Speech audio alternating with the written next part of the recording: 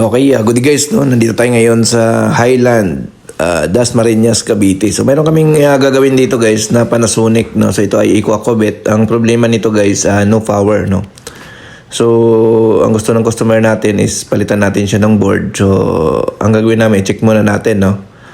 Ayan. So, although may dala naman kaming board dito guys, pero double check muna natin bago natin siya palitan. Baka naman kaya kasi natin ma-repair. Mas maganda kasi pagka yung mga original talaga yung nakakabit dito sa unit, no? Maganda yung mga program at the same time yung mga parts, no, mas matibay, no? So yun.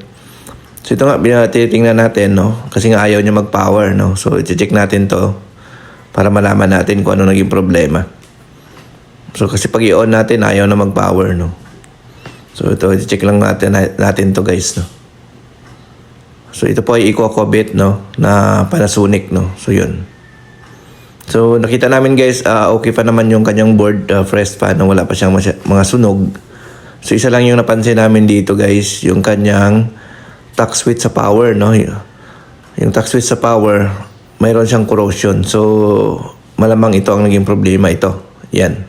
So titest natin, tingnan natin kung mayroon pa tong continuity.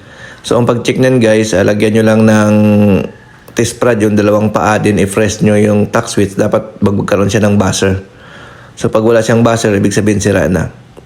So iti-test natin, tingnan natin. Ayan. So wala na siya guys, no. So, ibig sabihin sira nga, no. So tingnan natin yung iba. Yung iba okay, mayroon. No, so yung power lang na tack switch ang walang buzzer. So, ibig sabihin guys, sira yung pinaka-tack switch nito. So, hindi na natin papalitan ng board. Ang gagawin natin, papalitan na lang natin to ng tack switch, no? So, ang tack switch guys, bibili yan or nakukuha yan sa mga lumang board, no? So, ang tack switch ng Eco-Acobit, same sila ng tack switch ng mga Samsung Wobble. No, yan. Pwede yung kukunin yung tack switch ng Samsung Wobble.